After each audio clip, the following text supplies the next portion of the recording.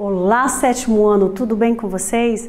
Bom estarmos juntos novamente. Nós vamos dar início ao nosso terceiro capítulo, mas antes nós vamos falar um pouco do capítulo 1 e 2, né?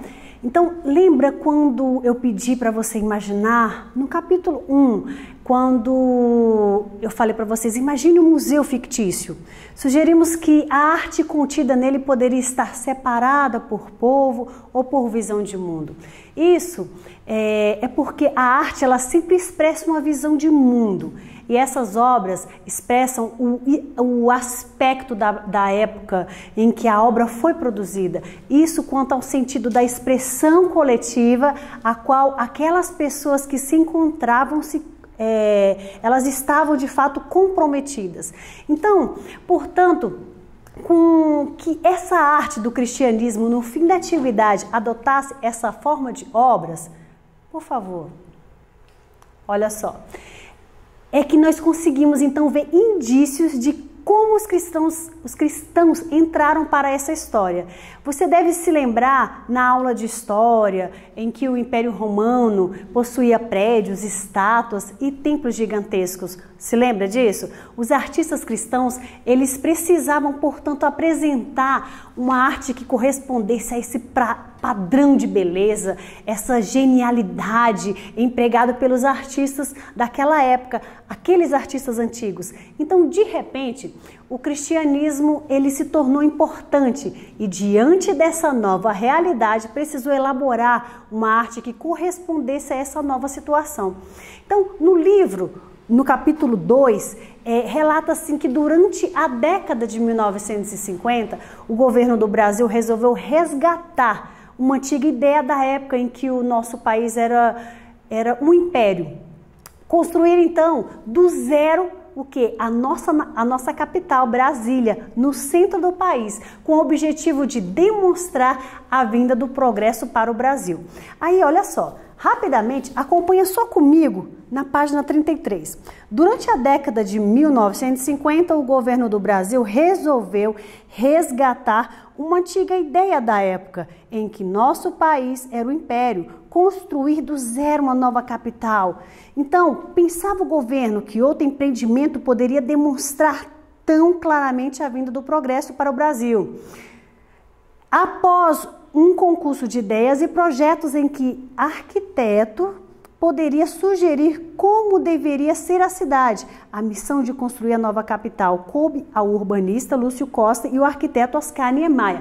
Da mesma forma que Brasília foi construída para se tornar um dos principais espaços do mundo, então, digo do mundo moderno, né? Porque fazendo uso da matemática assim foi feito, os cristãos também utilizavam espaços e ocuparam para transmitir significados.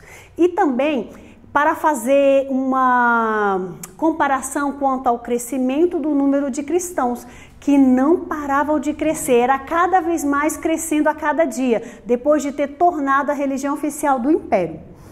Então, vieram as adaptações, as renovações, ou seja, passaram a construir basílicas cristãs, que foram as primeiras igrejas do cristianismo. E essas ideias, elas foram se espalhando cada vez mais, novas artes foram se formando, foram aparecendo, e no que diz respeito à arte, os povos bárbaros tinham um jeito próprio de realizá-la. O título fala ideias que se espalham, novas artes que se formam, né? Assim nós vemos no nosso livro. E pouco a pouco os povos europeus estavam o quê? Aderindo a essas ideias do cristianismo. Essa arte, chamada iluminura, você pode colocar para mim, professor? Aqui. Essa arte chamada iluminura é um tipo de pintura decorativa aplicada às letras capilares dos códigos de pergaminho. Isso são pergaminhos medievais, tá? A palavra códice em latim, ela significa livros, né? Livros. Bloco de madeira que eram manuscritos, na época, gravados em madeiras, em geral, do período da Era Antiga, Tardia, até a Idade Média. E esses pergaminhos, eles continham elementos decorativos, representações imagéticas, como essas que você está vendo aí, na página, no capítulo 3, abre aí, por favor.